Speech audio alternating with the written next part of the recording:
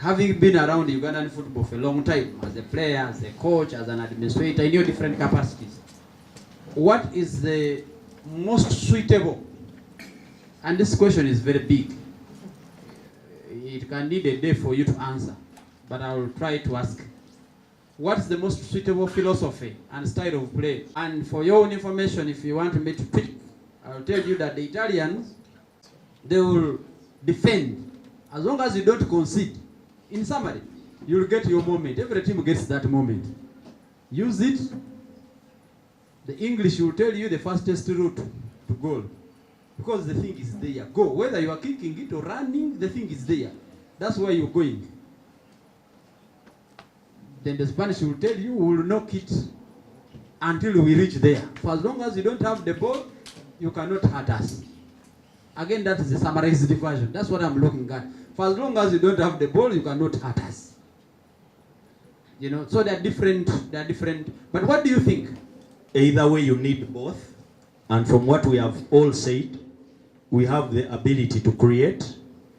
And from what I observed, when fans are disgusted about a performance, it's not about the result, but the effort put in by all players.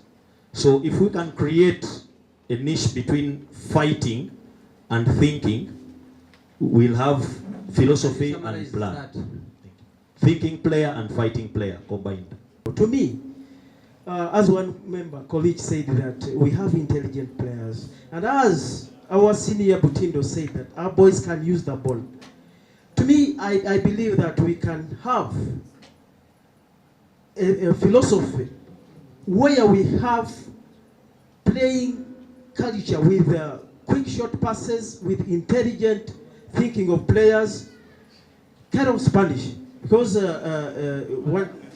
But that is Spanish. No, coming back. We have to reflect from maybe one of the great countries which are using. We have the boys who are using the ball. As I'm summing up, as I'm summarizing, one day when I was sharing with when he was here. Let us listen to Coach Sari. Yes, he's concluding. Yes, as I'm concluding, one day when I was sharing with the Matteo, a former Chelsea coach, when he was here, one of the questions I posed like that: what do you guys want from us Africans?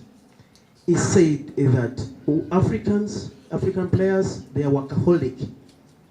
And on top of that, being workaholic, if their cognitive levels, the IQ, is up, things can be better. So now if we have a combination of this, with our players being intelligent and playing style, as Coach Butindo said, that we can use the ball, we can go far. Thank you. We need to have some people on the team, like key players, who can do some tricky things, because that one we can have. That one we can have. And our people have always longed for that. But so what is our style? If you are our style should be entertaining and purposeful. Okay. The Italians, and I'm using those that have been there, for as long as we don't concede, we will get our opportunity. Then everything else starts getting built from there to what you get it. The English will tell you fastest route. As long as you go there. So if we are to go, and people have been asking this, what is our way? We want to create our way. How do we want our way to look like? And this is very interesting. I thought I would end with Gibe. Define our approach. I think that's what you are asking us. How do we define our approach? And I've summarized this in very few words, 4 words. Patient possession and fast transitions. Patient possession and fast transitions. Whoever is a coach would understand what I mean. President, mine is just, our style should be passion and beautiful football. Passion and beautiful. Let's have Kibe. You are the last one. We need to consider what kind of players that we've been producing over the years. So for me, I won't look any further than some of the characteristics that we have in here. So I would say Brian Omonyi, Waswa, Maweji. So our philosophy should look like these players. A lot of you know what these players were bringing to the pitch. So for Brian, it is speed, high intensity, very individual player. We should believe that we can produce players that can match other teams like Nigeria and Ghana to produce players with speed. Waswa, he was a patient player, confident on the ball. He's not the last player that we can have. So we should adopt a philosophy where we train players that are patient, that can play like any African giant team. We can build from the back patiently, play through the middle patiently, but at the same time also consider that because Uganda is gifted with so many fast players. You look in the national team, you have Omedi is very fast, but does he know how to use his speed in the right time? You have Mato, very, very fast. So, but also again, as I said, you look at a midfield player like Maweje, patient with the ball, can turn with the ball, but do we have those players? So we have to adopt a style that we can believe in, understand it, get our coaches to teach this style, and then dream, because we are dreaming, but can we put this dream into reality? The competitiveness all over the world is very, very unequal. As observed by the facts, the World Cup, by then it was I think 21 editions since 1930, but you find the countries that had won World Cup were from South America and then Europe. Then the Women World Cup is about 9 editions, countries that have won it, South America, Asia, and Europe. So where are other continents? So a question was posed to Arsene Wenger to come up with a solution. And the solution was, he undertook analysis of talent development ecosystem. And as President told you, this program was announced to all member associations. The Fufa CEO received the circular. And it was a take or a leave. It was a call for application. Now, Fufa, we took a very swift step to apply for it. And there was an analysis that was done throughout that period until 2022, when this report was produced on Uganda. And this is the report. An analysis was done on about 6 areas: how we manage talent, how we scout, how we develop, how we coach, education, and so many others. So what came out was this report, which has a lot of findings on Uganda as a country. Of course, all other member associations that took part in the process.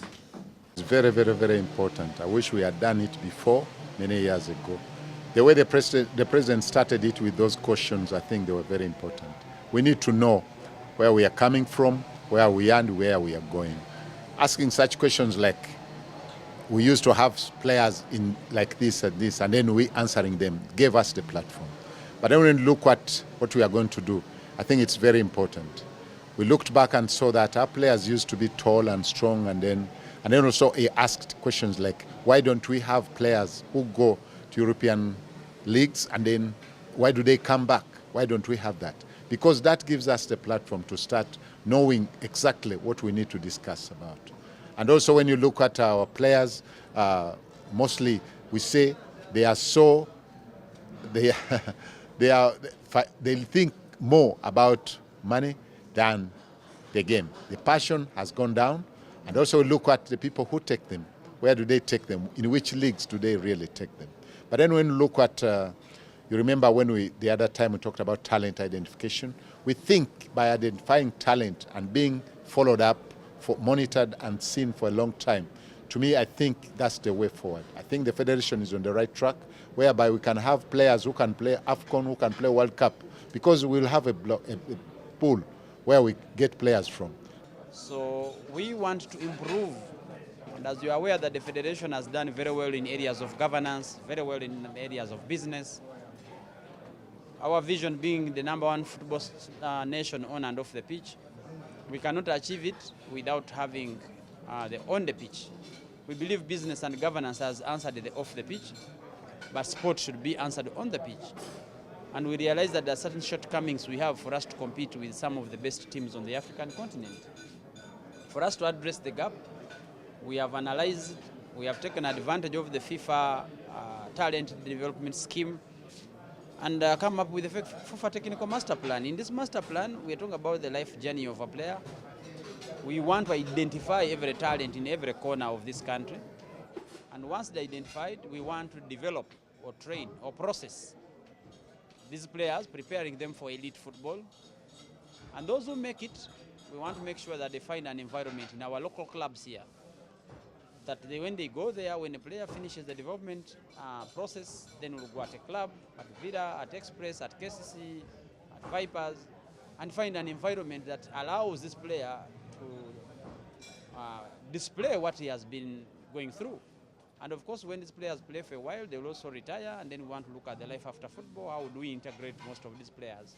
So we launched the talent identification, which we call the FIND. Right now, today, we are here to discuss the national philosophy, which is part of the development, the curriculum, the coaching development, the academies, because that's where the players, once identified, that's where they go. And when they go there, what do they find? Do they find the right infrastructure, the right coaches, the right material, the right philosophy, so that when eventually we get the national teams, we have players who have organically been identified, organically been built, and we believe this will give us a competitive advantage to take on some of the best teams on the continent. We don't expect results in 2-3 years. This is something we have started and we know. We don't have to finish it. Maybe many other people will come many years later to start harnessing, but this is something that we believe will give us a foundation to compete with the best on the African continent.